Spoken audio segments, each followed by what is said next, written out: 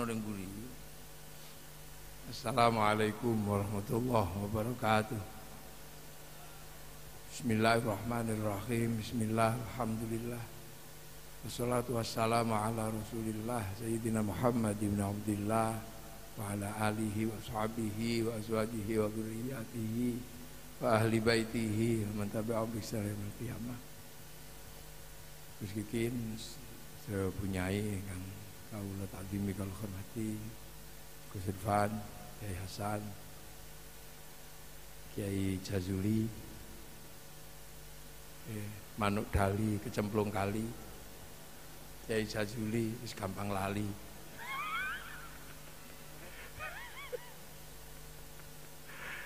Ketua Museum, Bapak Kapolres atau yang mewakili saking pemerintahan Jombang, para kiai, pengurus Nahdlatul Ulama yang kami hormati, hadirin wal hadirat yang berbahagia. Alhamdulillah, peristiwa besar resolusi jihad ini diperingati dengan duduk, dengan tertawa sambil minum kopi, dengan riang gembira.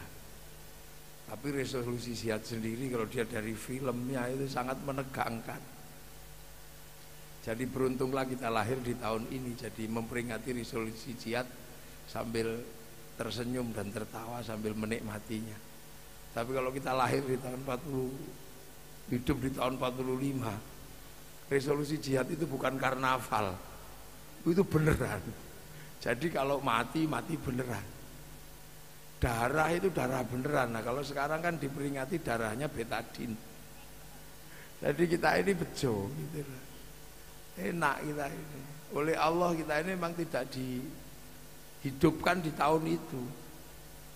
Jangan-jangan karena kalau kita dihidupkan di waktu itu, kita ini kualitasnya enggak sekualitas beliau-beliau itu. Makanya Allah kasihan sama kita, kita dihidupkan di tahun peringatan, bukan di tahun peristiwa. Nah ini yang perlu kita syukuri. Makanya kita ini mengingat-ingat bahwa 10 November dan resolusi jihad itu sebuah ingatan. Ingatan yang oleh bangsa-bangsa yang lain itu menjadi ingatan yang serius. Jadi bangsa-bangsa yang lain itu ingatan-ingatan seperti ini itu sangat serius. Dibukukan, ditulis, bahkan difilmkan. Sehingga menjadi sejarah yang komplit. Dari catatan hermeneutika 1 namanya real life, kenyataan hidup, sampai menjadi narasi sebuah cerita, sampai melompat ke hermeneutika ketiga namanya historiografi, penulisan, sampai akhirnya melompat ke hermeneutika keempat namanya ideologi atau keyakinan bersama. Itu komplit. Di sini ini narasinya ada, historiografinya hampir nggak ada. Sehingga ketika memulai cerita tentang sesuatu, kita ini meraba-raba. Seperti semangat perang seperti itu. Kita ini lupa bahwa kita ini bangsa yang memang ahli berperang, itu kita lupa. Bahkan mungkin Inggris juga lupa bahwa kita ini bangsa ahli perang. 1250 bangsa ini sudah menjadi bangsa penakluk. Bahkan separuh Australia sudah ditaklukkan sama Singasari dan Majapahit. Sehingga kadang ketika ada tawuran di Kanjuruhan, kita itu sudah lupa bahwa bangsa ini memang dari dulu tawuran biasa. Tahun 450 Kanjuruhan itu sebuah kerajaan, dan di lapangan Kanjuruhan itu memang tempat perang terakhir runtuhnya kerajaan Kanjuruhan. Nah itu kadang yang kayak gitu kita mulai lupa. Jadi jangan usik bangsa ini untuk diajak kelahi. Karena catatan dunia sampai hari ini hanya mencatat satu bangsa yang merdeka karena merebut kemerdekaannya dengan perang, itu cuma Indonesia. Jadi ini kadang kita lupa, makanya ojo udik-udik wong Indonesia untuk dijak gelut. Karena kalau sudah diajak kelahi, nggak mikir bangsa ini. 10 November itu membuktikan hanya kelas tawuran ini mampu mengalahkan sebuah pasukan dengan kekuatan detasmen yang sangat terdidik. Ini kadang kita ini, makanya nek Surabaya ono bonek ngono, itu ndak usah heran. Bal-balan tawuran itu ndak usah heran. Ono dangdutan tawuran juga nggak usah heran. Tinggal penyaluran yang kayak gitu ini kan tidak jadi tentara, jadinya ya tawurannya di jalanan. Coba orang-orang kayak gitu diakomodir menjadi polisi dan tentara itu mungkin lebih. Wah itu kalau suruh perang paling duluan itu. Kok nggak dibayar aja maju, apalagi kalau dibayar. Loh ini jadi kadang kita lupa. Makanya ketika kita berbicara tentang Islam, kita ini sudah termindset bahwa Rasulullah itu lahir di zaman jahiliyah. Sehingga seolah-olah di kepala kita itu seluruh dunia itu sedang berada dalam situasi jahiliyah. Padahal yang jahiliyah itu waktu itu ya cuman Arab itu. Di sini sudah bukan jahiliyah. 571 Rasulullah lahir, 600 kira-kira mendapatkan wahyu. Itu di sini sudah berdiri kerajaan-kerajaan besar. Sudah mengerti tata negara, mengerti sistem teologi, sudah ngerti sistem pendidikan. 300 itu di Kutai Kartanegara sudah berdiri kerajaan di Kalimantan Timur. Sehingga orang mengatakan kalau ke IKN itu tempat jin buang anak. Ini juga dia ini nggak baca bahwa tahun 300 Kalimantan Timur berdiri kerajaan yang sangat kuat, namanya Kerajaan Kutai Kartanegara. Linggayoninya itu yang di Jawa itu cuman segede-segede gini. Linggayoninya di Kutai Kartanegara itu segede pohon kelapa, tinggi batunya itu. Tahun 400 di Jawa Barat sudah berdiri Kerajaan Tarumanegara. 500 itu di Jepara berdiri Kerajaan Kalingga dengan keadilan yang luar biasa, menendang pundi-pundi itu dipotong kakinya. 600 berdiri Kerajaan Mataram Hindu Dindieng. Dalam waktu 200 tahun mampu mendirikan Borobudur. Nah ini yang kadang mindset kita, apalagi anak-anak sekarang yang nggak ngerti itu. Nah itulah maka bangsa-bangsa yang lain habis-habisan menceritakan masa lalunya sebelum menjadi nation state, sebelum menjadi negara bangsa. Semua cerita. Amerika sebelum menjadi nation state habis-habisan itu Hollywood. Mulai dari Wild West sampai The Last of the Mohican dia ceritakan. Sehingga ketika diganggu oleh Vietnam, dia bikin Rambo 1 sampai 6. Lu dia boleh kalah bangsa ini. Ya kan, gagal dengan Saddam Hussein bikin Hotshot 1 2. Gagal dengan terorisme bikin 12 Strong. Kekalahan spiritual dengan Cina, mereka nggak malu bikin American Shaolin, American Kung Fu. Lu ya kan? Dengan Jepang dia bikin American Samurai, American Ninja. Bahkan samurai terakhir dari Amerika namanya Tom Cruise dalam film The Last Samurai. Loh, ini historiografi sebuah bangsa. Loh makanya kitab suci itu nggak pernah melepaskan diri dari menceritakan masa lalu sekaligus peninggalannya.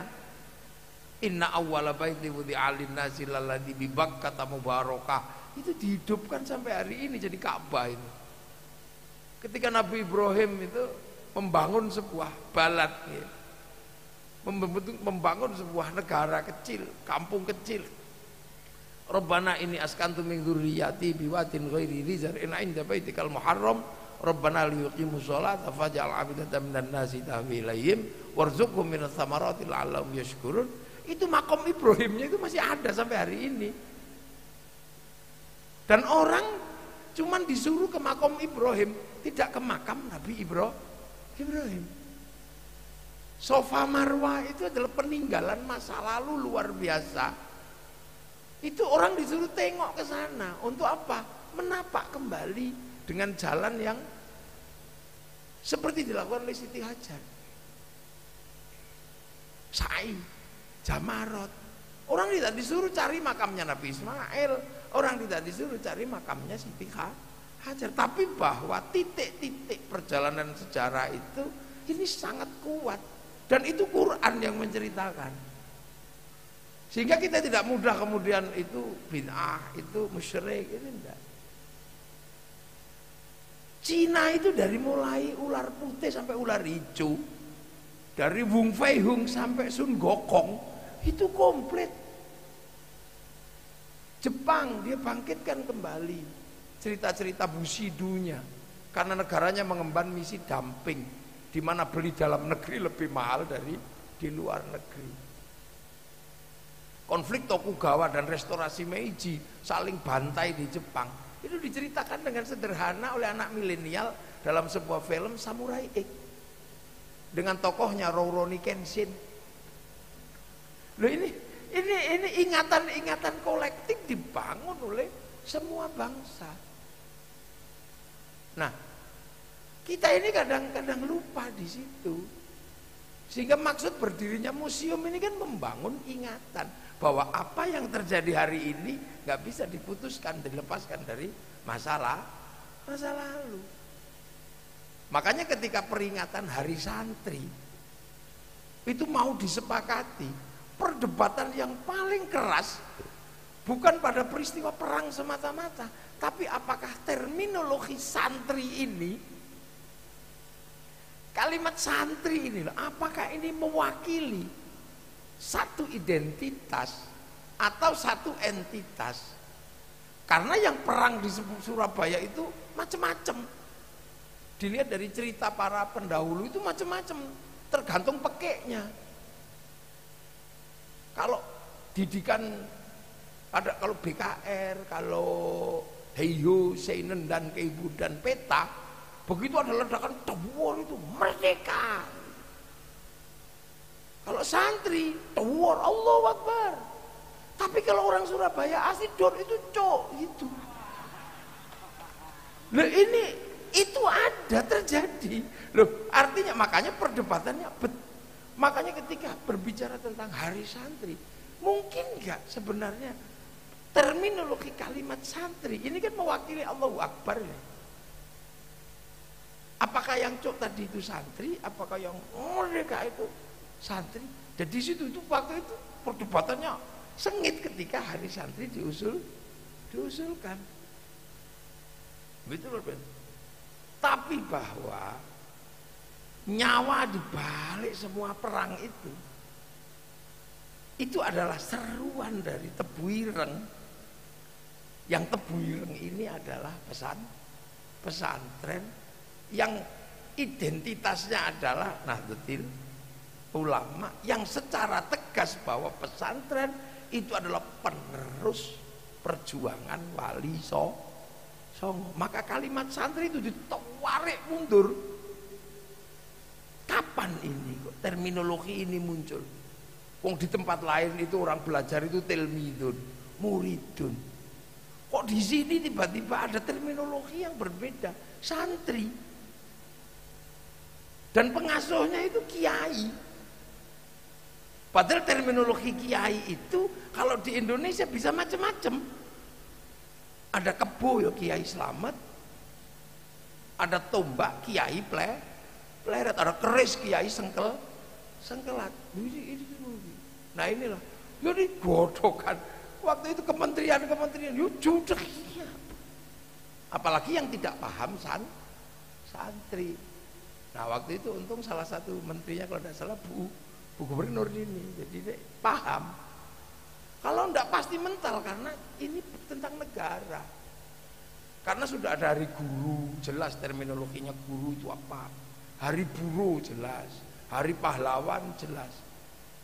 Nah ini nyisip dikit aja.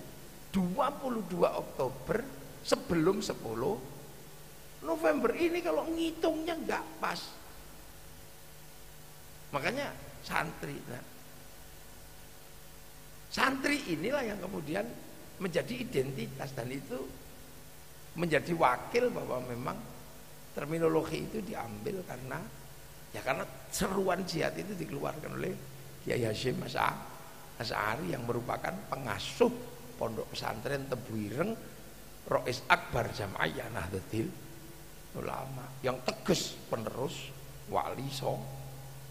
Nah, santri Islam itu di zaman Wali Songo itu, tilmidun muridun itu masuknya menggunakan kalimat santri seiring dengan terminologi yang lain. Nek Allah pangeran, nek Rasulullah Gusti Kanjeng, nek Saikhun Ustadzun Kiai, tilmidun muridun santri, musola langgar, khol nyadran. Itu kan istilah-istilah awal masuk. Jadi santri itu identitas kaum muslimin yang belajar, yang merupakan penerus dari para wali. Loh, makanya diskusinya waktu itu sampai, nah wali ngopo kan gitu. Yang bawa Islam ke Indonesia kalau disebut wali, apakah santri ketika mengklaim bahwa kami penerus para wali, ini bener apa enggak? Karena di kelompok yang lain wali ini disebut nggak ada. Jadi kalau belajar Islam dalam konsep santri kok mengikuti wali, maka ini yang bagi kelompok yang lain disebut mungkotek. Bukan al-ulama warasatul anbiya, karena al-ulama warasatul anbiya. Tapi ini nerusnya wali. Nah, wali itu terminologi yang paling susah akhir-akhir ini dipahami.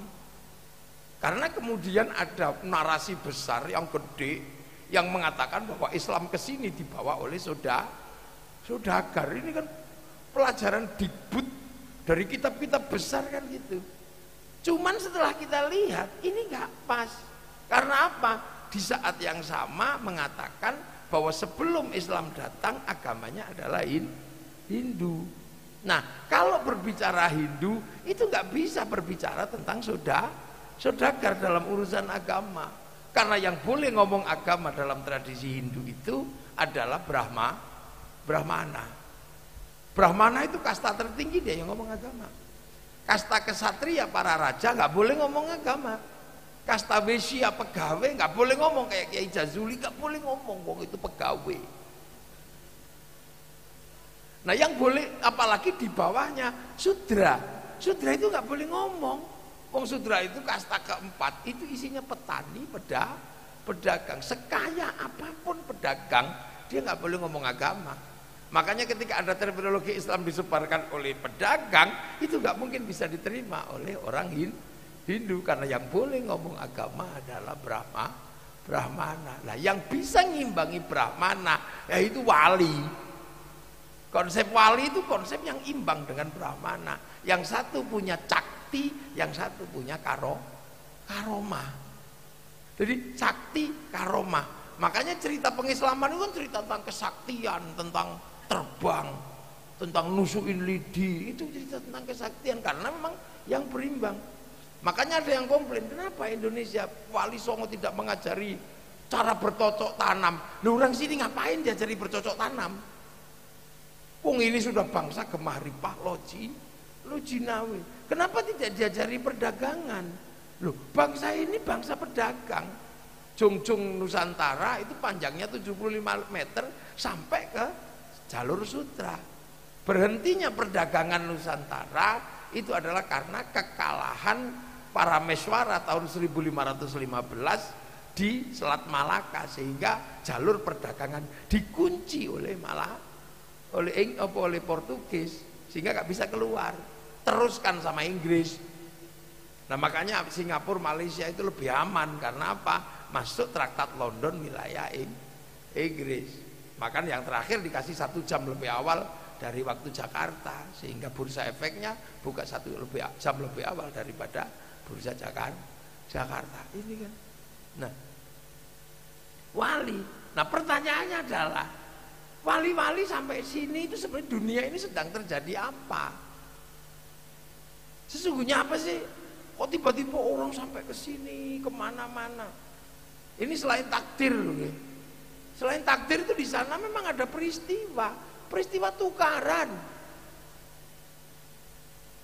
Tukaran antara siapa? Ya antara Ahlul Bait sama Bani Umayyah.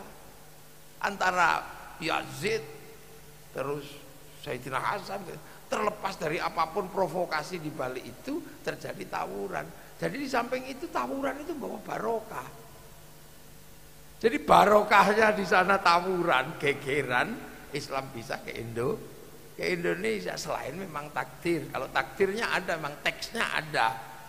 Jadi ketika Rasulullah pertama di Arab, wakafa billahi syahida Muhammadur Rasulullah sendiri. Orang Arab nggak ngerti Nabi.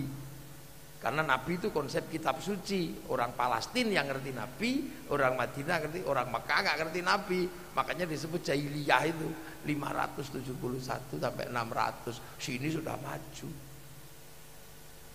Makanya nggak ngerti kan Nabi. Ya kayak di sini lah, kalau kiai-kiai kan ngerti, orang sini ngerti. Kalau saya ini kiai jadi ke sini aman. Nah kalau saya di pedalaman Irian yang nggak ngerti kiai kan saya dikira tim pemburu babi. Jadi nggak usah marah gitu loh, ini kan problem pengetahuan. Jadi makanya Rasulullah berdoanya Allah mati qaumi fa innahum la, ya nggak ngerti Nabi. Sampai akhirnya orang percaya kan, orang percaya sama Nabi yang disebut walladzina ma'ahu. Ini sahabat. Makanya karena sama-sama Arab ya Abu Bakar, Umar, Utsman, Ali. Musuhnya asyidda walal kufar, kufarnya ya orang Arab. Makanya orang Jawa belum pernah dikafir-kafirkan sama Allah. Yang dikafir-kafirkan itu ya di sana itu temennya Abu Jahal, Abu Lahab. Makanya sahabat itu ya Abu Bakar, Umar karena orang sana. Nggak ada sahabat namanya Joni itu nggak gitu. Jadi memang di situ. Nah, sampai kemudian ketemu resolusi kan walladzina ma'ahu ini asyidda walal kufar, ketemu resolusi ruhama'u bainahum.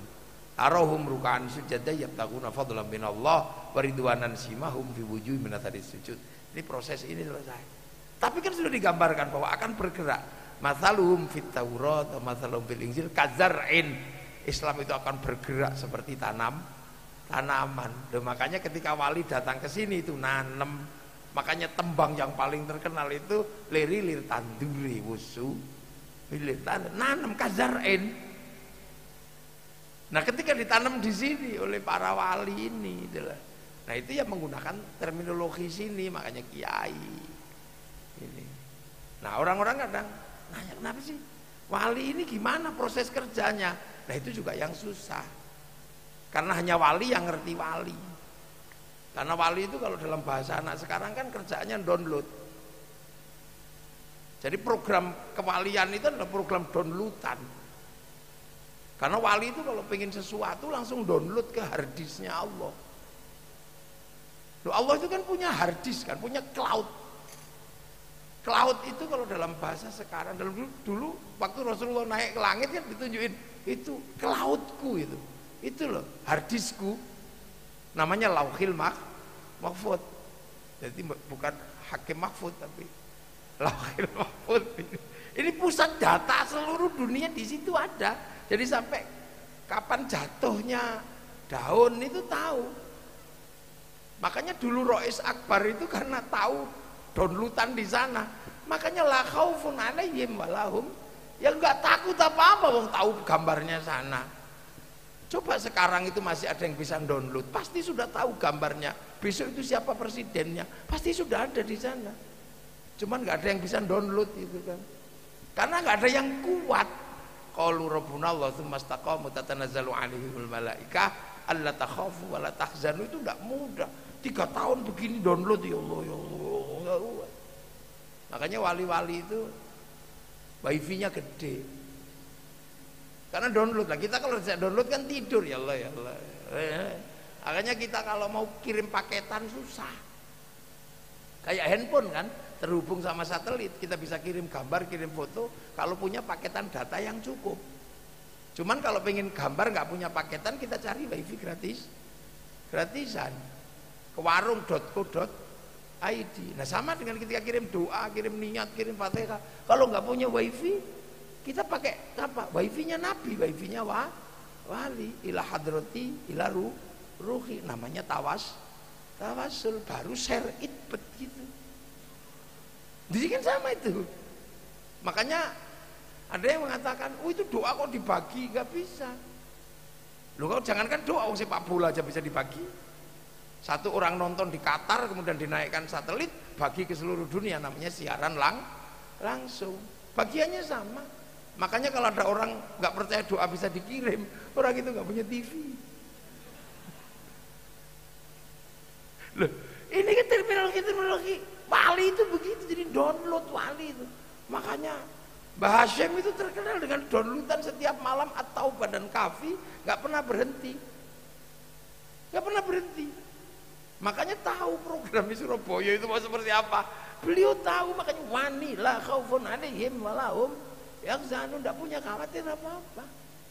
Dan program ini kan sudah diketahui oleh semua agama. Orang Yahudi Nasrani menyebut ke laut itu namanya Tabut Sulaiman.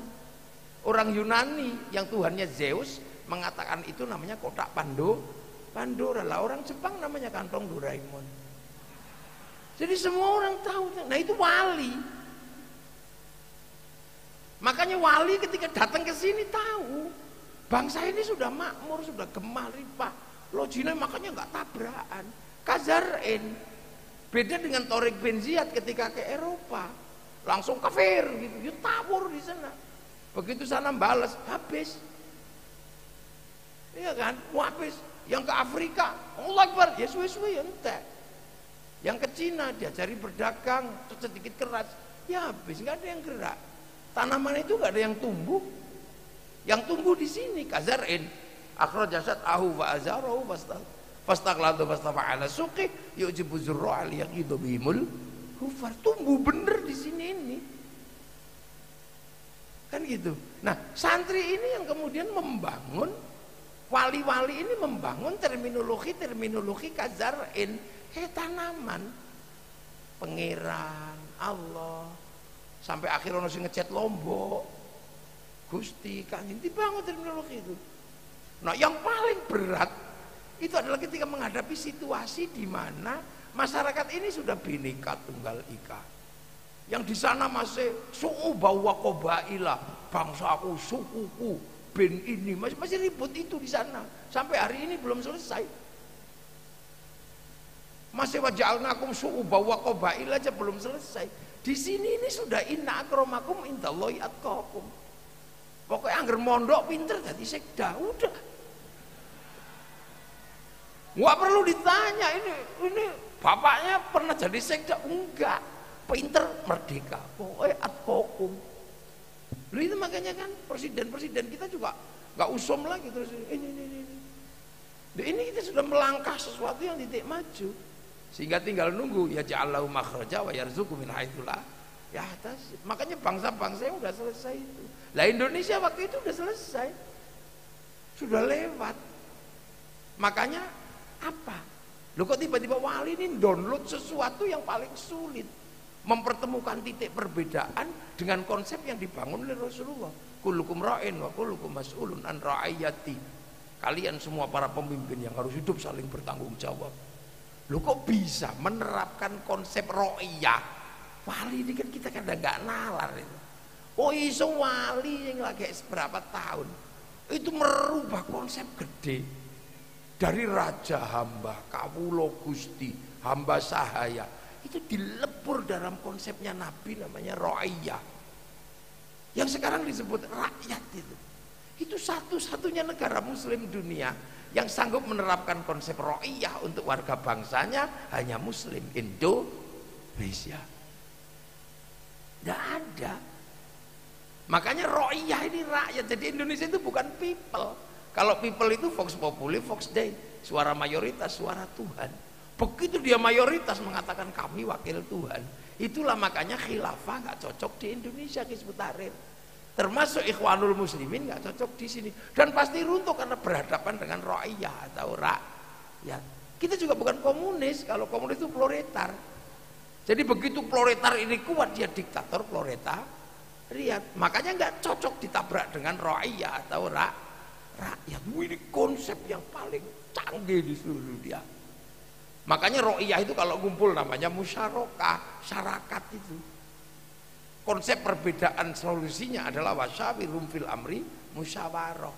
Nah, yang bangun teritorinya karena para wali, maka kemudian teritorinya disebut wilayah. Jadi wali di tempat kita itu keramatnya itu kenapa? Sanggup bangun wilayah dan terstruktur. Kalau wali-wali di tempat lain itu kan hanya keramat itu aja. Sekti ngono tok, tapi nggak mampu membangun sebuah tatanan yang namanya wilayah. Nah, begitu jadi itu bisa flat. Yang kawulo jadi kulo, yang hamba sahaya saya, yang pikulun ulun.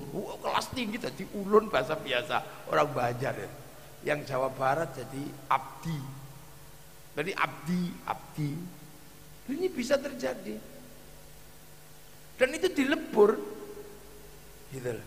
Nah, makanya konsep ini diemban betul sama penerusnya wali yang namanya santri. Sehingga kemudian santri melakukan pembebasan wilayah. Gitu. Nah, ketika santri melakukan pembebasan wilayah, puncaknya itu adalah sebenarnya perang Jawa. Perang Jawa itulah puncak yang sampai Belanda bangkrut. Nah, kakek-kakek buyutnya Mbah Hashim ini pemberontak semua di sananya menurut Belanda. Jadi kalau cara Mbah Hashim gitu, kakeknya pemberontak. Mbak Asari, Mbah Wahid, Solo Tigo, ini pasukan-pasukan yang melawan Belanda, yang akhirnya Belanda bangkrut itu. Gitu loh, Belanda bangkrut. Sehingga kemudian Van de Venter, salah satu anggota Volkskrant Belanda, lapor kepada Ratu Wilhelmina, jangan lagi melakukan penjajahan dengan kekerasan. Itu disepakati oleh Wilhelmina bahwa anak-anak inlander ini boleh sekolah. Lahirlah politik namanya politik etis. Begitu politik etis itu diberlakukan, anak-anak Indonesia bisa sekolah. Tapi pada saat yang sama, yang santri nggak mau, karena mantasyabbaha biqaumin fahuwa minhum. Loh ini, jadi ada dua arus yang berbeda. Makanya ketika 45 kok iso ketemu gitu loh. Yang satu produk didikan Belanda yang oleh para ulama disebut tasyabbuh, yang satu ini kok iso ketemu. Itu hebatnya. Kita nggak tahu situasi psikologisnya waktu itu apa. Mbah Hashim itu tegas kok. Yang pertama kali menggelorakan mantasyabbaha biqaumin fahuwa minhum itu tebireng. Pokoknya masih Belanda itu model apa wae, masih wong Londo itu gawe pendidikan, itu menguteke Londo tok. Sampai Londo itu nganggo sarung melu. Itu ya jadi sarung itu Londo tahu nganggo. Karena orang kok kesasar wurung ngono nggih mboten. Niku zaman wali kan, klambine wali niku kok Arab itu jubah, diarani baju syar'i. Nah, baju syar'i niku diketok wong ra iso nandur pari. Lah ketokan klambi syar'i namine syar'un. Wong Jawa ra ndek huruf ain duwene monggo bothonga mula syar'un dadi sarung, sarukan dadi sarungan. Makanya santri ora perlu ribut perkara kathok cingkrang. Karena nek pengen cingkrang tinggal dilinting. Nek pengen mlotrok karek diduno. Makanya bakas isbal karo santri mesti diguyu tok. Lho. Itu berbeda. Sampai ono cerita bahwa Belanda pun mengikuti tradisi sarungan. Kiai ini bingung, lho kuwi sarungan. Itu di Mojokerto katanya dulu waktu itu. Terusannya Van der Plas itu yang nyamar namanya Habib Abdurrahman. Tapi Van der Plas di Mojokerto. Yang murid-muridnya sempat diceritakan berdebat sama Mbah Wahab. Itu saya lacak dokumentasinya. Mbah Wahab kan dulu berdebat. Kiai-kiai itu sering kalah. Ditanya apakah Nabi Muhammad sudah meninggal? Sudah. Apakah Nabi Isa masih hidup? Masih. Di langit. Dah. Clear? Clear. Sekarang saya tanya, enakan mana? Berteduh di bawah pohon hidup apa pohon mati? Bingung kan dia jawab. Nek berteduh di bawah pohon hidup jelas wong berteduh ya enakan di bawah pohon hidup. Tapi kok mengikuti logika Nabi Isa yang masih hidup, Tapi kalau berteduh di bawah pohon mati itu jelas gak enak. Tapi itu adalah kenyataan, Nabi Muhammad sudah meninggal. Akhirnya Mbak Wahab jawab, enakan berteduh di bawah pohon mati. Nah, kamu aneh, wong edan berteduh kok di bawah pohon mati. Sekarang kita rasakan di bawah pohon hidup pohon iso dicokot ular. Tapi karena kita berteduh di bawah pohon mati aman. Buktinya apa? Nah, ini belandar, cakak, wit mati apa ini? Nah, ini dua berbeda. Jadi saking antinya Belanda. Sampai ada cerita Mbah Hasyim itu disuruh diminta bayar pajak. Itu nggak mau pakai duit gulden. Karena gulden itu udah elondo. Dia nggak mau. Kalau mau sapi ambil. Nah itu makanya orang NU itu kalau sudah mantasabah komen, wah hati-hati betul karena itu konsekuensinya panjang. Makanya santri kiai suruh ngaramin rokok nggak berani. Karena 475 triliun masuk APBN. Cukainya rokok. Kalau mengharamkan rokok bahaya itu karena itu APBN-nya itu untuk bangun jalan. Nah kalau rokoknya haram, cukainya haram, untuk bangun jalan-jalannya haram.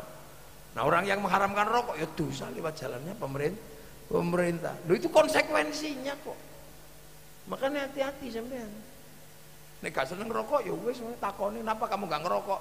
Kalau ngerokok pusing, haram. Kenapa kamu ngerokok? Kalau nggak ngerokok malah saya mumet, wajib. Ini kiai kan sederhana karena nggak tahu hukumnya. Nah, itu kan jololo.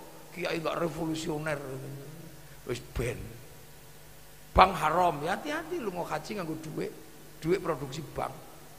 Nah konsekuensi Mbah Hasyim tegas. Makanya ketika sampai Mbah Hasyim dibawa ke Kali Sosok, itu santri-santrinya datang ke sana semua. Kalau Mbah Hasyim dianggap keliru, kami semua juga keliru. Jadi bukan minta bebaskan Mbah Hasyim, enggak. Semuanya minta di penjara bareng. Sing ngenai mangan sopo. Makanya waktu Ustadz Ba'asyir itu di penjara, tiba-tiba bebaskan Ba'asyir. Wah, strategi ini kalah canggih karo santri ini Mbah Hasyim. Karena bebaskan ya orang mungkin wong ini harus melalui keputusan hukum. Tapi nih aku minta di penjara bareng. Terus sing teko wong 10.000, mbok mate iku kepala lapas. Senai mangan sopo. Lah itu makanya terus Mbah Hasyim dibebaskan. Jadi tegas semua pengen ora kok terus kemudian minta enggak ayo di penjara bareng. Nah, itu titik temunya ini titik temu ini yang kadang sampai hari ini nih Gus iki. Lah kita cari kok iso. Tiba-tiba kemudian Nahdlatul Ulama yang tadinya paling keras, tapi begitu melihat Indonesia kok bisa bersama murid-murid hasil politik etis. Karena ternyata murid-murid politik etis itu juga perilakunya masih perilaku santri. Begitu mereka sekolah di Belanda ternyata lebih suka main ke pasar luak, pasar Kelitian. Nah di pasar Kelitian itulah ketemu buku putih yang judulnya What is the Nation? Apa itu bangsa? Ditulis oleh Ernest Renan. Nah itulah yang menyebabkan terjadi gerakan-gerakan kebangsaan. Pada saat yang sama di sini Mbah Hasyim hubul waton minal iman. Isi pedok ini yang kadang padahal mau itu yo anti ini dua kelompok ini. Yang satu didikan Belanda, yang satu mantasyabbaha biqaumin fahuwa minhum.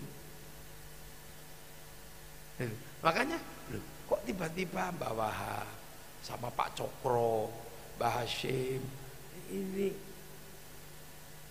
yang tiba-tiba ada struktur baru yang namanya Pancasila.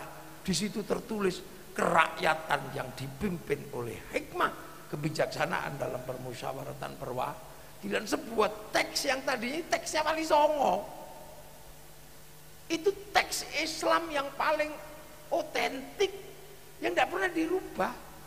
Sampai ketika Indonesia merdeka, negara kesatuan Republik Indonesia dengan konsep rakyat, itu pemimpinnya Majelis Permusyawaratan Rakyat. Bahasa Arab blejet gitu. Jadi nggak diganti Dewan Perwakilan Rakyat. Bahasa blejet. Majelis itu kan tafassahu fil majalis, fafsahu yafsakhillah. Gitu. Dan Bung Karno sama di situ berbicara ketuhanan, kemanusiaan, tapi ini teksnya menggunakan bahasa Arab. apa persatuan Indonesia, kerakyatan yang dipimpinnya bahasa Quran semua.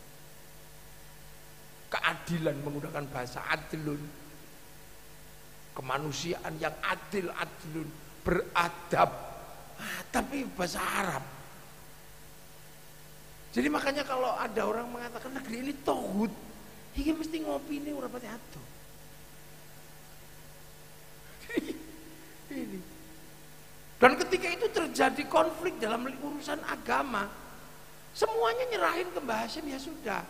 Kamu kalau anti dengan kebijakan-kebijakan hasil politik etis, tapi bahwa kita juga mensepakati bahwa bangsa ini harus ada. Uang satu mengatakan, udah bisa. Adaptasi dari yang namanya Islam harus utuh, komplit. Karena Islam ini ya'lu wa la yu'la alaih. Jadi Mbah Hashim ya enak aja, sudah kita duduk bareng aja deh kalau gitu. Berdiri niai Majelis Islam A'la. Jangan dikira ini dari dulu sudah mensepakati pertemuan antar kelompok firqah-firqah di dalam Islam. Niai ketuanya Mbah Hashim Asy'ari, Majelis Islam A'la. Ketika kemudian bener-beneran ribut lagi, butuh namanya Majelis Syuro, Masyumi, Mbah Hashim lagi. Tapi begitu negara ini membutuhkan kekuatan satu untuk terus berjalan, NU lagi yang mengambil sikap, keluar dari Masyumi, gabung dengan Bung Karno. Makanya saya tanya waktu itu, yang kebetulan Bahwar Mansur itu, saya tanya, Bahwar, fitnah apa yang diterima oleh NU ketika NU tiba-tiba keluar dari Masyumi Sawadil A'dham waktu itu, tiba-tiba gabung di dalam Nasakom. Bahwar cerita, wah niku waktu niku wis fitnah ngeten. Delok niku kupluke Kiai Wahab. Jerone ana gambar Palu Arit jadi sampai ngoten. Jadi huwa-huwa seperti itu dari dulu udah. Loh, makanya kemudian ketika pilihannya adalah perang, loh itu pilihan yang sudah memang dari awal disepakati. Karena apa? Oh ini pilihan wilayah kok, daerahnya para wali. Cuman konstelasi ini tidak pernah digarap, peristiwa psikologisnya nggak pernah digarap, gitu. Landasan apa? Historiografinya juga tidak pernah dicari. Nah ini menjadi tugas museum ini, penjenengan untuk ngumpulin lagi. Karena ini sudah menjadi hari santri. Artinya terminologi ini sudah disepakati oleh negara. Jadi ambil alihnya adalah ambil alih struktural. Yang tadinya gelenak-gelenik, ya gelenian kaum republik ini. Nah itu dicari. Mungkin ada referensi-referensi, titik temunya di mana. Kok iso yang satu hasil politik etis, yang satu hasil mantasyabbaha biqaumin fahuwa minhum, kok tiba-tiba jadi satu berbicara bangsa dan negara. Kalau itu ketemu teks-teksnya, faktanya jelas ketemu, faktanya ono, tapi titik temunya rembukane itu kalau ketemu, karena negara lain nggak bisa. Beberapa negara menerapkan konsep-konsep yang seperti ini, saya nggak bisa. Makanya Islam itu yang bergerak kemana-mana macet. Tapi yang kesini benar-benar tumbuh subur. Terbesar hari ini Muslim di dunia itu di Indonesia. Tapi tetap dengan konsep ra'iyah, berbeda-beda tapi saling tanggung jawab, sehingga tidak ada diktator mayoritas. Sekuat apa gelombang kemarin itu, Pilpres yang kemarin gagal karena apa? Masih ada NU, masih ada nalar yang di bawah sadar. Ketika bangsa ini komplit membangun pola kebersamaan, nggak pernah berhenti. Jadi bangsa ini kalau masih situasinya masih ada bandul gede kayak NU, masih aman. Makanya orang-orang juga mikir kalau aja udah santri ini dijagelut terus bareng alih ngamuk wis tuh. Dan itu sudah biasa. Cuman yang berani ngambil inisiatif untuk mempertemukan titik konsolidasi paling rasional di tahun 45 Mbah Hashim Asy'ari. Asy'ari. Makanya berat jadi cucu Mbah Hashim itu Gus. Sifat berat Gus. Penjenengan yang di depan-depan ini berat, cucunya Mbah Hashim. Makanya paling enak jadi cucunya yang lain aja. Aman, dan kita nyaman, kita tenang kok. Enak. Karena satu mengemban negara, yang satu mengemban agama, tapi ketemu dalam satu titik kesepakatan nation state. Wih, ini kan yang lain nggak bisa. Suriah ketika Bashar al-Assad diantem, kelompok agamanya mundur. Makanya Syekh Ramadan Al-Buti tinggal sendiri dibom di masjid. Mesir ketika terjadi konsolidasi besar Ikhwanul Muslimin, presidennya ini dikafirkan. Yang muslim Ikhwanul Muslimin, dan mayoritas Mesir mengatakan presidennya itu. Sama dengan Turki. Kelompok agamanya mundur, Kemal Atatürk dianggap sekular. Muammar Gaddafi ketika digencet itu kelompok agamanya mundur, sehingga Gaddafi sendiri. Saddam Hussein juga sama.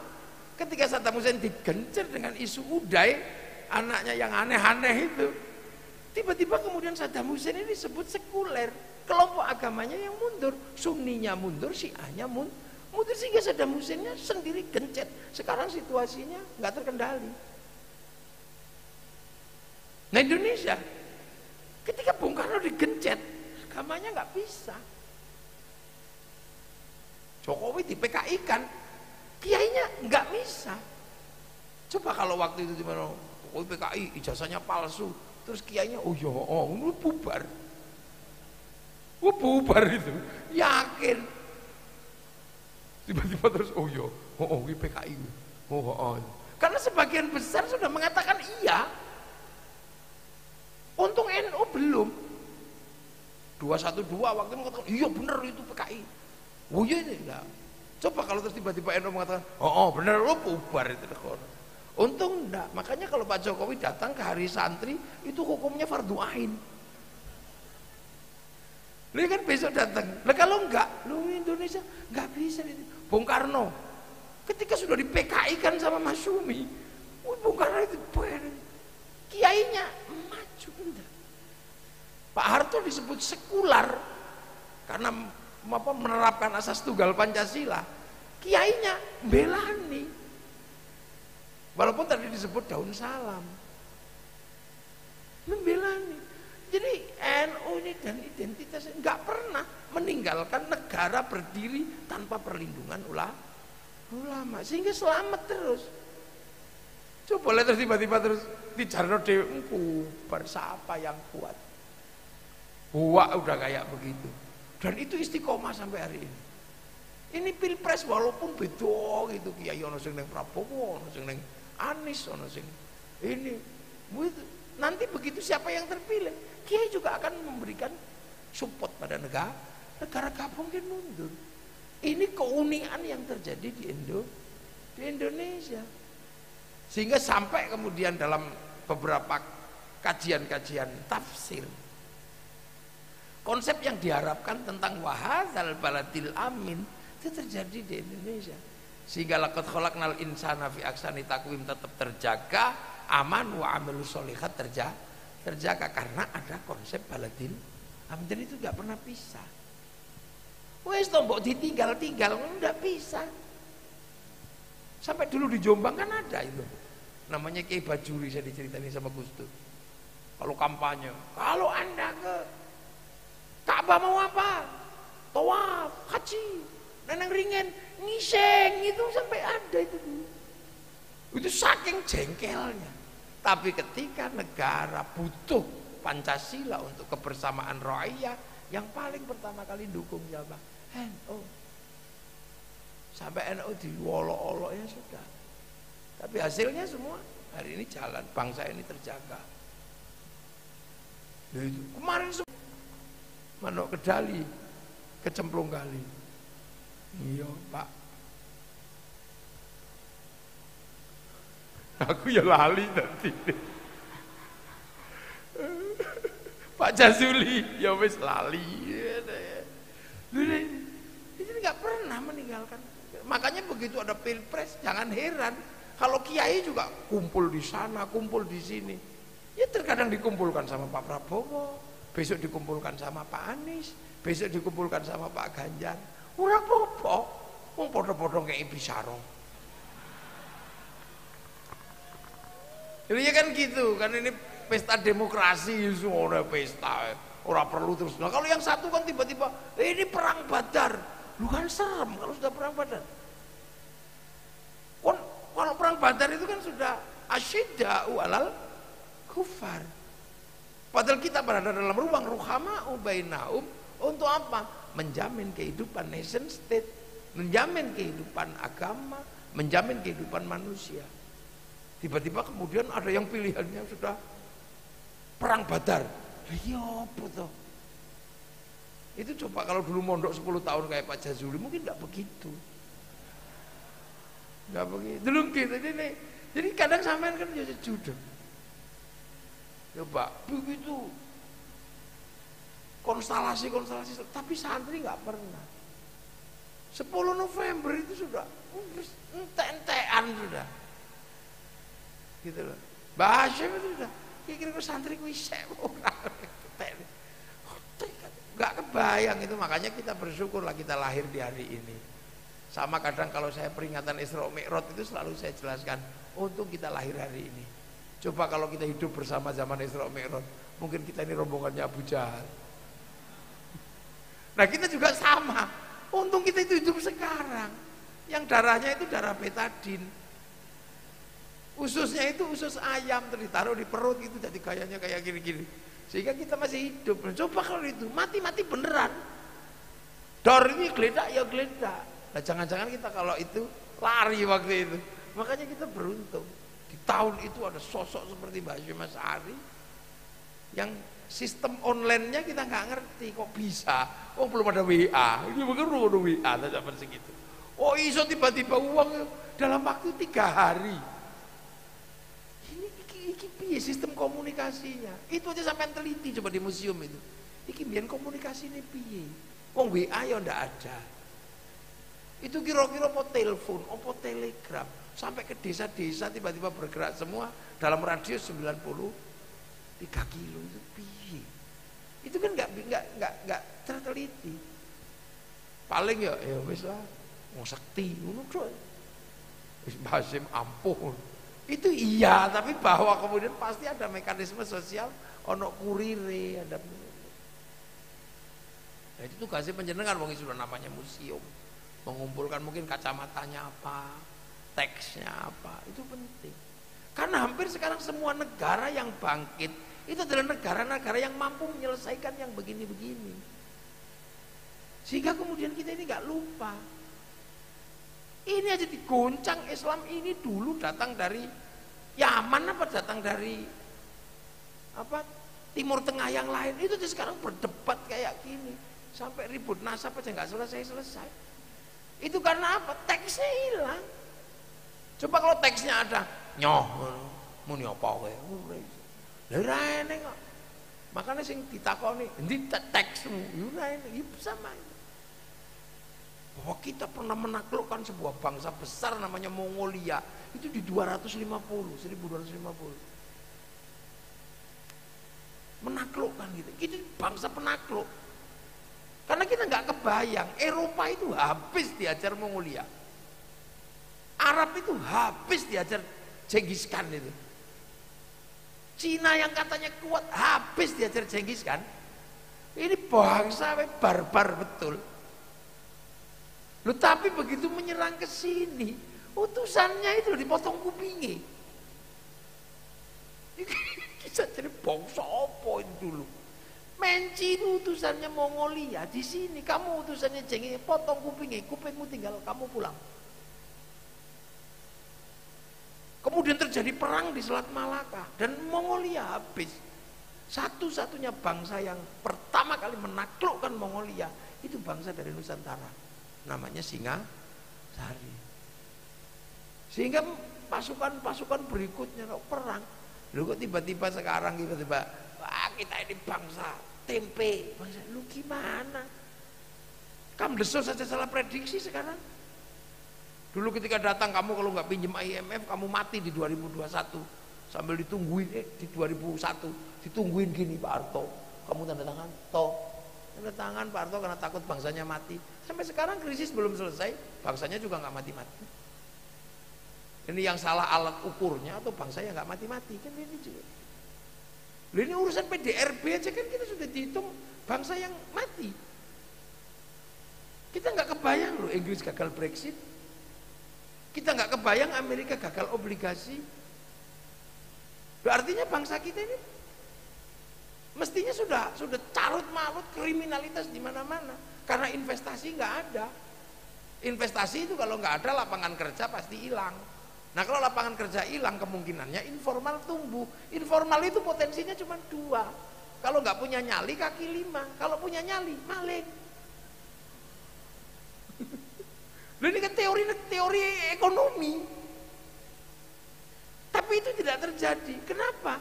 Karena sistem kebersamaan yang demikian rumit terbangun oleh santri. Dan santri itu Nahdlatul Ulama dengan konsep wa'tasimu bihablillahi jami'an wa la tafarraqu. Dan ini konsep ini luar biasa, sekarang nggak ada orang punya. Berdoa. Ini kan hablillah. Tapi di tangan para ulama, ini benar-benar jadi la tafarraqu, jangan tercerai-berai. Makanya kalau berdoa kiainya tok yang doa. Yang lain aminah, amin. Begitu amin kesuwen. Amin gitu ya. Walhamdulillahirabbil alamin. Tapi kalau yang berdoa semakin banyak dibawa ke alun namanya istighosah kubro. Di situ roda ekonomi berputar, bakul tahu yo mlebu, bakul kathok mlebu. Roda ekonomi berputar, pasar bergerak. Dalam 1 tahun masyarakat NU ini, Latafarroku ini membangun ruang ekonomi dan kebersamaan nggak bisa dihitung. Mulutan aja berapa kali setiap kampung. Itu duit yang berputar berapa? Pak Asek, Pak Jazuli. Itu kalau negara yang nanggung, provinsi yang nanggung, bangkrut provinsi ini sampean. Coba jajal gitu. Mulutan ditanggung oleh Pemprov, mencret sampean. Tapi ini ditanggung oleh santri. Ini tidak main-main santri. Jadi bukan cuma perang. Begitu Indonesia merdeka, orang udah nggak ngurus birokrasi itu mau kayak apa, mau ngalor ngidul, mau jungkir walik.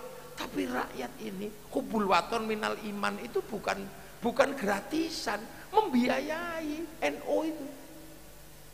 Setiap bulan maulid itu berapa triliun kalau dihitung. Nanti sebentar lagi nih maulid, kemarin maulid, saya kira Rejepan itu piro tuh duitnya ono. Itu dari perputaran uang di situ kadang itu belum sangune kiai ini itu. Itu triliunan terbangun tuh Pak. Selawat sendiri, jadi sak lapangan jenenge selawat. Bakul slayer laku, bakul spanduk laku, penjual gagang pancing laku. Itu coba sampean hitung ini sekda, mungkin mumpung sekda. Coba hitung. Jadi berapa yang dikorbankan oleh santri untuk membangun kebersamaan dan kerukunan. Ruang informal terbangun, sosialisasi publik dan edukasi nggak pernah berhenti di kalangan santri. Wong kiai iso pidato, ruang publiknya ada. Sing lain kan sembunyi-sembunyi, likok-likok, murabi, delik-delik ngono. Kene terbuka pendidikannya. Akbar terbuka. Cinta sama guru. Sekarang makam Mbah Hashim, makam Gus Dur, dari situ aja berapa bis pariwisata yang laku? Hitungan Pak Reda. Berapa bis pariwisata dan elep yang laku? Bakul dawet yang terserap. Itu berapa? Gak bisa dihitung. Bakul kathok, bakul apa di situ laku, sampai copet bisa hidup di situ. Ini ruang informal yang bisa menjembatani kalau tidak ada investasi. Terus di situ rukun, itu sampai delok itu kerukunan ada. La ilaha illallah, la ilaha illallah, la ilaha illallah. Iku sik kiai ini tuwek. Nek rombongan kiai ini 6. La ilaha illallah, la ilaha illallah. Lha sing tuwek meneh sallallahu ala Muhammad ila kadratin nabiyil mustafa Muhammadin sallallahu alaihi wasallam Fatihah. Ora ana sing komplain sing fasih kiai, ndak ada. Itu nyaman di situ semua, enak. Ngawiti ingsun sebelah rung rampung sabis wis teko.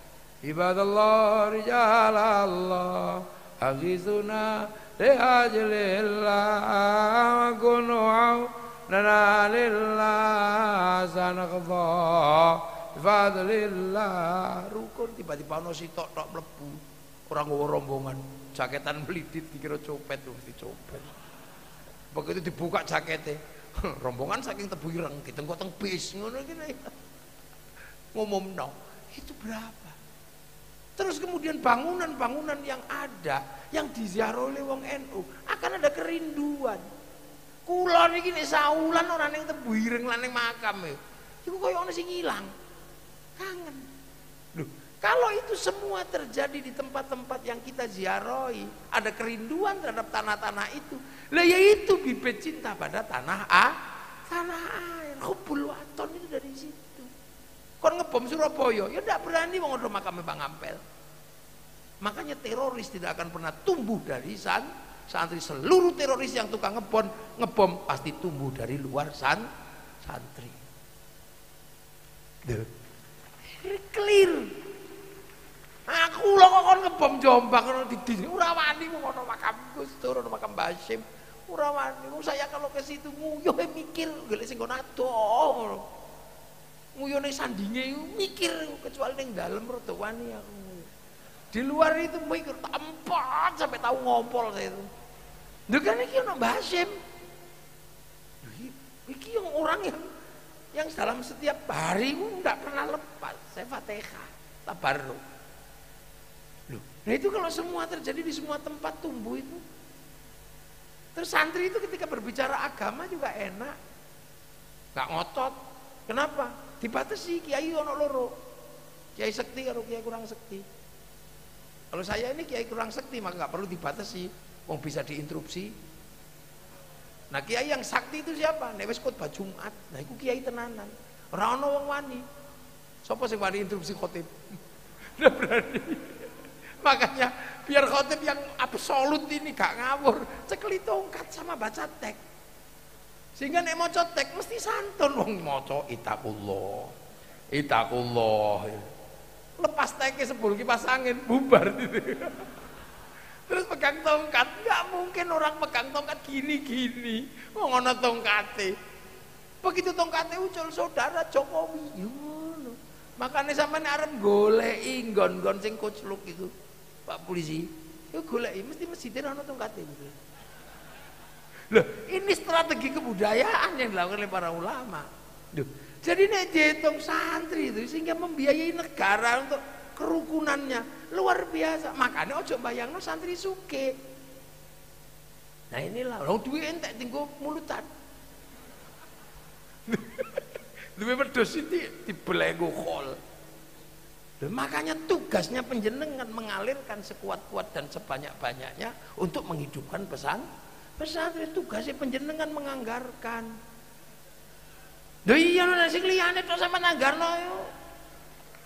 Lha ngono dadi ben ana gunane. Iya kan? Pak Jazuli Manuk Kedali diplinteng Pak Sapaat. Pak Jazuli ben manfaat. Oh, luar. Oke. Oh, Manuk Kedali tabrak jaran. Pak Jazuli sing noto anggaran. Wah, loh itu baru loh. Ini makanya saya kata gimana? Negara jangan lupa bahwa dibantu betul oleh santri. Coba nek gak ono santri bingung sampean wingi pas corona. Mau pakai media apa menjelaskan umat nek randi kiai.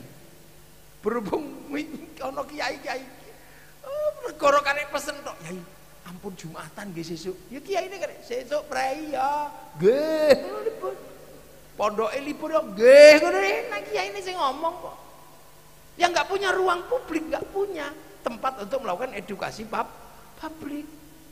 Ojo terawih ya, yai jelas no corona yai, mate corona iki opo? Tapi wong kiai ya gak kurang akal. Para hadirin, ini zaman milenial. Zaman milenial semuanya bisa dikendalikan oleh medsos. Dan mulut manusia bisa ngomong apa saja di medsos. Dan jempol manusia bisa membuka apa saja ruang publik yang tertutup. Dosa manusia ada di mulut sama di jempol. Maka azab corona turun. Mulut harus pakai masker, tangan harus pakai hand sanitizer. Betul? Betul. Padahal kiai ini ngarang. Tanggung jawab. Aman. Awas, ini bendera tauhid. Kiai ini, ya ini gue cari bendera tauhid. Iya ta? Boten iku terus Hizbut Tahrir. Itu bukan. Tapi kalau kamu anti ini, anti la ilaha illallah. Ora wong aku tahlilan ya la ilaha illallah. Aku ya anti gendera PKI Palu Arit. Kang tapi nek lunga ning sawah yo nganggo arit, lunga nukang nganggo palu, beres. Ini bendera apa ini lagunya Haddad Alwi, ini lagu Syiah. Judulnya Ummi. Alah ngene kok Syiah. Sing luwih serem timbang iku ana apa? Indung-indung. Doa Siti Aisyah mandi sekali rambutnya basah. Tidak sampai wah ini serem loh itu.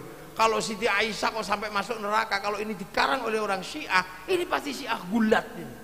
Ini kalau enggak Syiah Rafidhah. Tapi berhubung kiai ya ora iku Siti Aisyah, ora Siti Aisyah garwane Nabi. Siti Aisyah wong Jombang. Ora enak semua clear.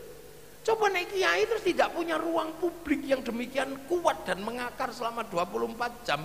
Ketika negara terjadi dalam situasi yang sulit secara pemikiran atau yang sekarang disebut dengan proxy war, siapa yang akan menyelamatkan? Ora ono. Sing liyane ora duwe apa-apa bid'ah kok. Kumpul titik bid'ah, ora musyrik, jarine kiai. Ngono kok musyrik ya syahadat meneh. Syahadu alla ilaha illallah. Pokoknya cari Gus Dur gitu aja kok repot. Kiai selalu punya jalan keluarnya dan peristiwa-peristiwa besar demi bangsa dan negara kiai nggak pernah mundur. Loh ini loh kadang apresiasi nggak dipahami. Makanya manuk kedali kecemplung kali. Pak Jazuli ojo lali. Gitu Jawa Timur. Nah ini penting. Jadi itu coba nih kiai mogok ngono. Makanya kazarain seperti tanaman. Makanya orang-orang itu jangan nyabut tanaman yang ada. Engko nek mbok cabut tanamane iki sing ana ruwet. Karena tandurannya mbok panen kok iso wite mbok cabut. Maka jangan mencerabut akar santri. Wong ini kazarin akhrajat au fa'azaru fastaghladu fastama'ala suqi ujibu zuruf ali yaqidu bimul kufar. Udah terbukti. Wong salat paling akeh Indonesia. Masjid paling banyak Indonesia. Orang hafal Quran paling banyak Indonesia. Padahal dulunya cuma yo kayuku yo kayumu. Semilai rok maneh rokin kayak gitu terbukti. Orang haji paling banyak Indonesia. Loh kok tiba-tiba kemudian ada yang mengatakan dengan logika Islam di Indonesia tertindas. Tertindas sopo? Logika-logika proxy war ini untung isi alhamdulillah ono kiai. Nah itu lah. Tapi itu tadi kiai ku entek duwike dienggo ngene-ngene iki bengi iki entek piro coba. Itu Gus Kikin semua yang nanggung kalau enggak ada yang nanggung. Berhubung ada yang ikut nanggung maka Gus Kikin ya tenang nek gak ono digawe dhewe. Duh kiai itu kan gitu, kalau ada yang mau bantu silakan, tapi kalau enggak tanggung dhewe. Kula barang yang ngoten niku, wis nyenengno umat wis tanggung dhewe. Kiai semuanya begitu, makanya pejabat itu nek teko nggone kiai iki takok.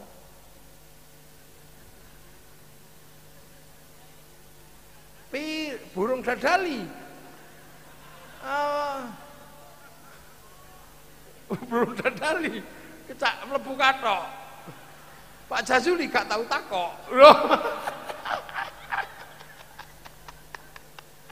Lengge. Ngono.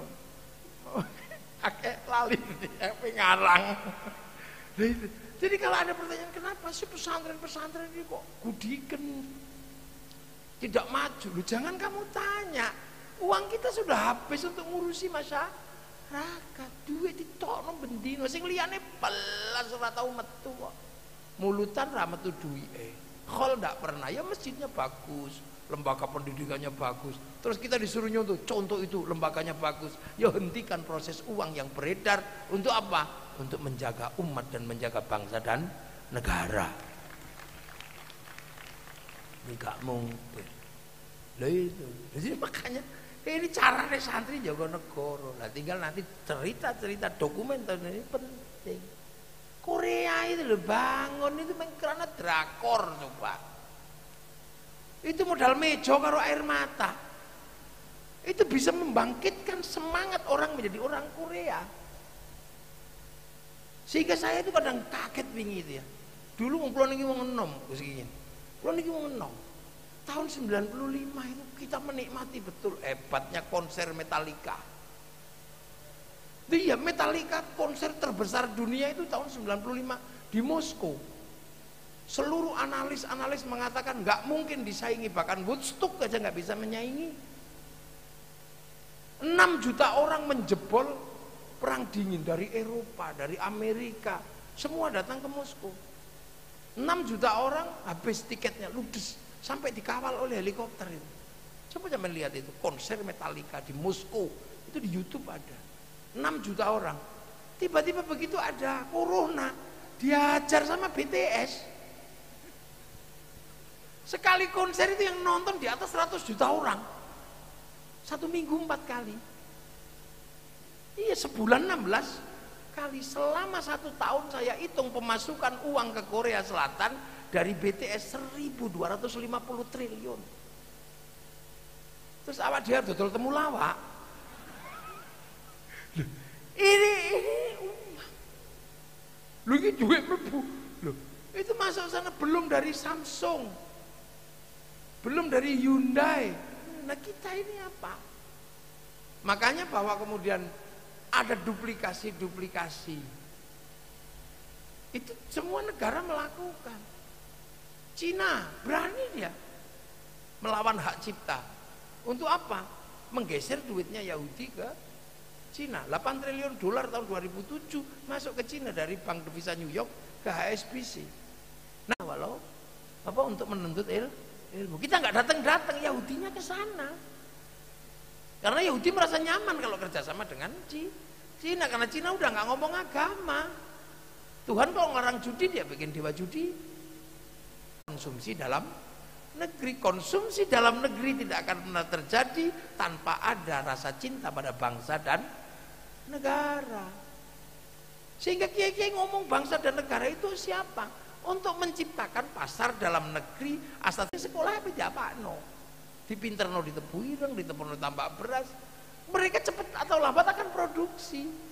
Nah kalau sudah produksi nggak ada rasa cinta, ya nggak terbeli. Lu makanya negara-negara manapun membangun itu, dan kita sudah punya landasannya hubbul waton minal nggak tahu siapa yang akan ngambil alih proses berbangsa dan bernegara ini. Bendera merah putih yang dulunya pakai nyawa itu sekarang nggak pakai nyawa, cuman gini toh. Itu aja yang bilang musyrik, ada yang bid'ah. Sampai kadang saya ekstrim, ini waktu zaman perang jangan-jangan kakek buyutnya bener dadu gitu. Sampai ekstrim kadang saya mikir, wong iku main ngene tok, malah mengibarkan bendera Filistin itu punya masalah dalam negeri. Setelah kemerdekaan pasukan dalam negerinya tidak rukun. Hamas, Fatah, tembak-tembakan. Kita setelah merdeka, Hizbullah, TK, BKR, TNI, semuanya rukun jadi satu. Yang sana nggak rukun, jadi semua punya problem domestiknya. Seolah-olah kita nggak punya problem, kita punya problem domestik. Sekarang Amerika menghadapi tekanan yang luar biasa. Apakah kita ini mau ke Cina atau mau ke Amerika? Kayak Bung Karno. Bung Karno begitu Indonesia merdeka, tiba-tiba 48 Hitler jatuh. Sehingga Amerika sama Soviet perang dingin. Kiai-kiai, iki piye mikir. Bung Karno non-blok. Kita nggak ke kanan, nggak ke sana. Kiainya gimana? Ya sudah deh, Bung. Nah, apakah kita maju ini akan menduplikasi Eropa? Nggak usah. Salah asuhan. Apakah kita akan menduplikasi model Arab? Enggak, di bawah lindungan Ka'bah. Apakah kita akan menduplikasi model Belanda? Enggak, tenggelamnya kapal Van der Wijk. Semua punya catatan. Terus apakah kita akan bekerja murni Indonesia? Enggak, Siti Nurbaya. Duh, ini kan jawab. Nah sekarang ini kan hampir tidak bisa memberikan jawaban. Begitu merasa demokrasi di Indonesia itu nggak cocok sama dia, dia menduplikasi Timur Tengah, dia ngambil Ikhwanul Muslimin yang sudah gagal di Mesir. Begitu dia nggak cocok dengan sistem demokrasi, dia bayangkan khilafah. Padahal khilafah tahririyah nggak cocok di Filistin, di Jordan, nggak cocok. Sehingga banyak sekali masuk ke sini produk gagal. Merasa rambut hitam nggak cocok, ngambil rambut merah. Akhirnya jadi LKMD. Londo kok mengdase. Wih ini tuh, nah ini makanya penting. Pesantren luar biasa hari ini. Selalu mengatakan cinta tanah air sambil gini-gini. Ubul waton minal iman. Wala takun, produk NU. Tidak kembali pulang sebelum kita yang menang.